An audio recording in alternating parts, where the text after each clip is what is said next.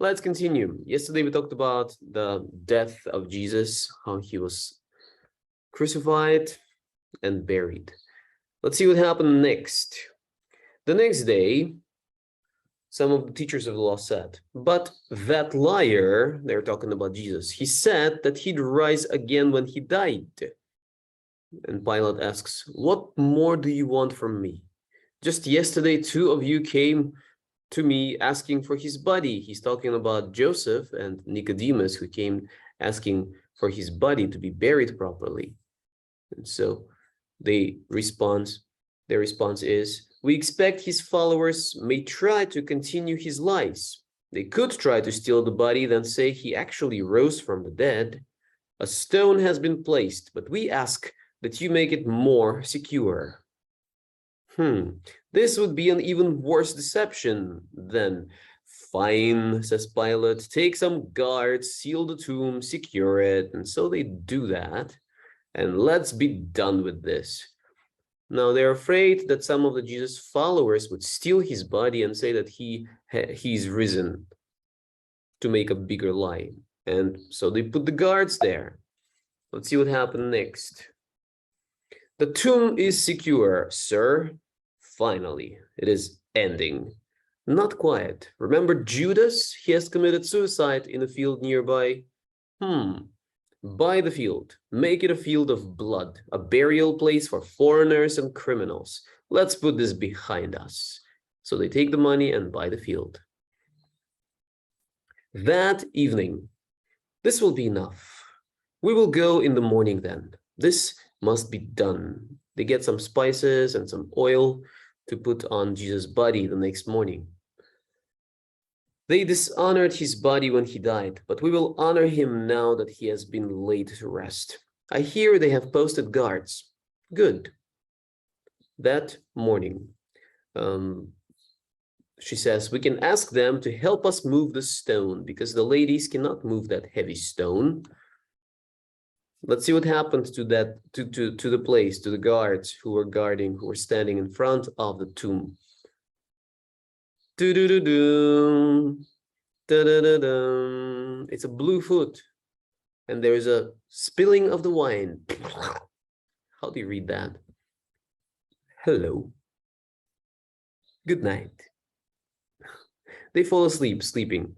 And the angel picks up the rock. It's myself. Yeah, Nishia? The cool angel. Yeah, the cool angel. Very cool, very muscular, right? Did he really have to pick it up?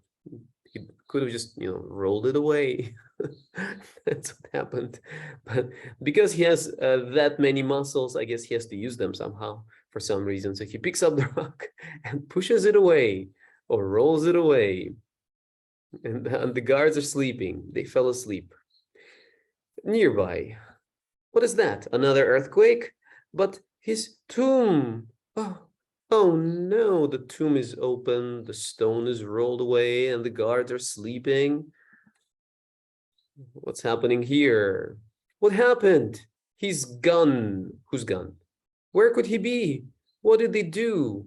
The tomb is empty. See, his body is not there anymore. Yes, Nishia? I can tell to the ladies that the soldiers are not sleeping. They're dead, I guess. No, they're sleeping. They're No, not. it can be. Okay, using your imagination, sure. It's true. He's gone. See, his body's not there. Only some linen cloths that his body was wrapped in. The linen cloths are there, but his body's not. Suddenly there's the voice that says, fear not. You're looking for Jesus. He was crucified, but why are you looking for him here, where they put the dead? He's not here. Then where is he? He has risen. Don't you remember what he told you? He'd die at the hands of sinful man and be raised again on the third day. Of course they don't remember. Nobody ever listens to Jesus, right? So go and tell the disciples, especially Peter, that he's risen from the dead and has gone ahead of them to Galilee. That's what they said. The angels. Let's read about Mary Magdalene. Do we have any hands raised? We have a few. Guyana, read the first part, please. The empty tomb.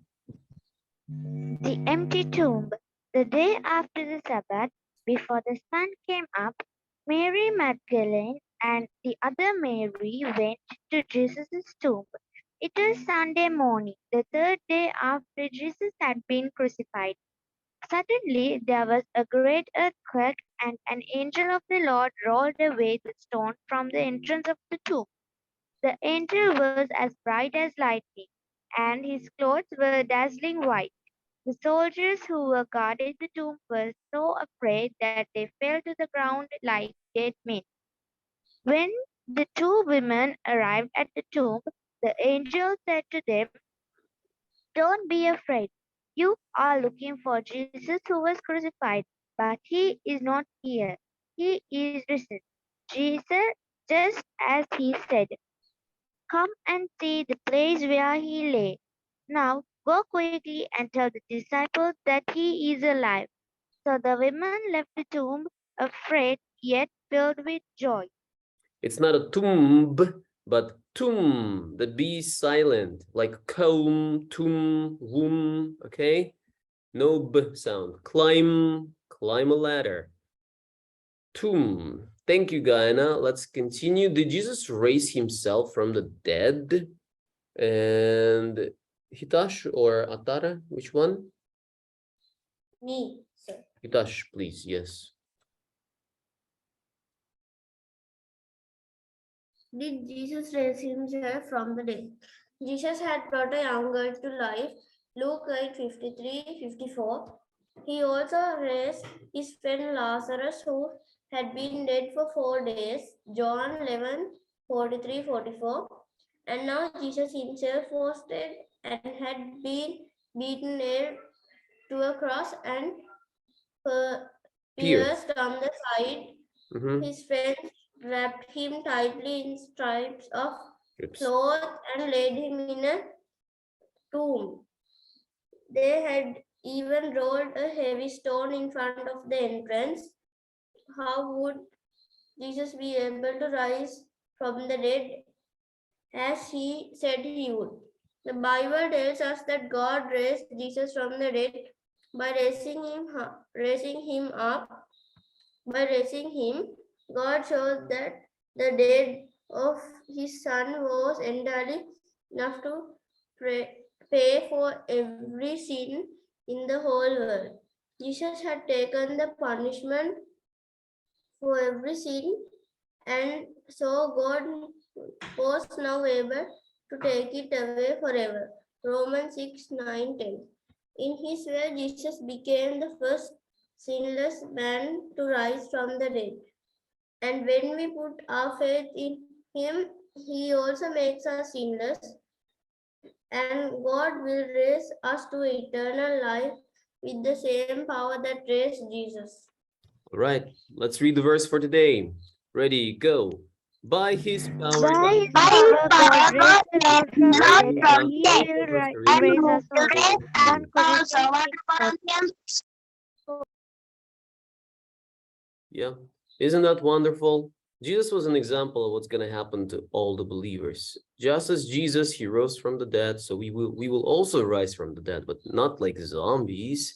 We'll be given new bodies. Jesus was given a new body. He could travel. He could teleport. Remember, we're going to read probably in the next lessons, maybe tomorrow or soon, how he suddenly appeared inside a room where the disciples were gathered. Remember, a few times he appeared. It's because he could travel through more dimensions than we travel through. We travel in 3 dimensions plus time, so 4 dimensions. You know what 3 dimensions I'm talking about? I'll draw a picture so you can understand. You can go right and left. That's 1 dimension. You can go up and down. That's 2 dimensions. You can go forwards and backwards. That's 3 dimensions. So if you have a cube, it has 3 dimensions, doesn't it? It has the width, the breadth, and the height. Those are the 3 dimensions of the cube. We live in a three-dimensional world, 3D. Sometimes when you watch the movie with special glasses, it's called 3D because it looks like they can travel in 3D space, not just in a 2D screen. This is a 2D screen. Okay, it's flat. But in a 3D, they move forward and backwards. It has the depth. That's what 3D is. Not really, it's just, well, it doesn't matter. The fourth dimension is the time that we're living in. But Jesus, he, suddenly there was a room and there were disciples. They were sitting around the table and Jesus just suddenly bloop, appeared out of nowhere. How could he appear out of nowhere? Only if he could travel through another dimension. There are more dimensions that we've never discovered. People only, because we live in 3 dimensions. How can you explain to a person who lives in 2 dimensions, like in a flat world, okay? How can you explain to them what 3D is? They will never understand because they've never experienced that. The same way, if somebody tries to explain to you what fourth dimension or 5th dimensions are, we will never understand that because we've never experienced something like that. But maybe when God gives us new bodies, we would be able to teleport just like Jesus did, because there are more dimensions that we know of. Right? Isn't that going to be wonderful? Our bodies, new bodies that can travel in space, maybe not in time, but in space. And in the book of Revelation, the last book in the Bible, talks about the New Jerusalem, the city that would have walls a few kilometers high. The walls of the city would be a few kilometers high.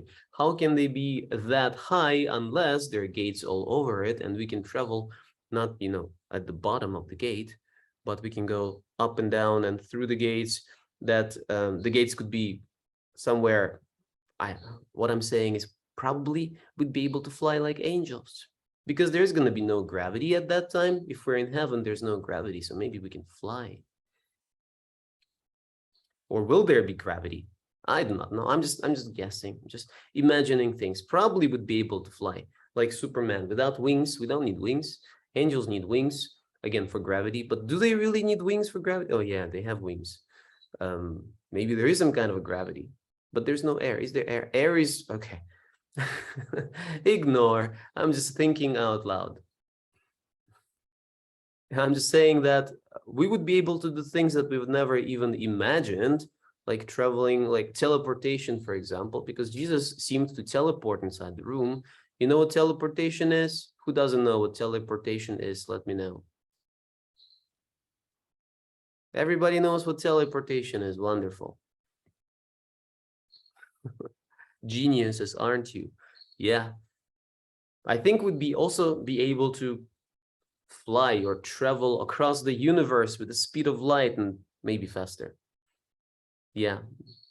If it's teleportation, we'd be able to travel faster than speed of light and visit all the planets and stars and supernovas and galaxies far, far away that people never could imagine visiting, because they're so far. Then if we can travel so fast, then it would be really good for me, so I can borrow my brother's chat. Yeah. Do you know what's faster than speed of light? Speed of thought. Speed of thought. Speed of thought, right? Yeah, I can be on one star 1 second, and then I can be back home another second. The speed of thought is faster than the speed of light. So I already can go in the speed of thought. Yes. Yeah, maybe once we have new bodies. I can do it already. Maybe we can do that, because he's just suddenly appeared. Angels too, they suddenly appear. When we read the stories in the Bible, the angel suddenly bloop, appears. And Guyana, the angel that Guyana saw in her school, suddenly appeared and then disappeared. Let's stop it. What? It's an angel. You don't have reasons to be afraid of an angel. If it's a demon, yes, you'd better run away. But if it's an angel... I go early morning in the school where nobody's there. Do you know that if you ever get to see an angel, you can write a book and millions of people will buy it and you'll become rich? If you write about your, experiences. of talking to an angel. So you should actually look forward to it. If you ever see an angel, do not run. Go and talk to him. Okay? Shall I give it a try? Gayana, what? Shall I give it a try? Yes. So what time did Gayana see the ghost? You need Or to know something? the time. It was about Yeah. 4 o'clock, 4 p.m. I think. Evening? 3:40. Yeah, evening. 3, 3, In- 3:40 What something. class? What class? Tired.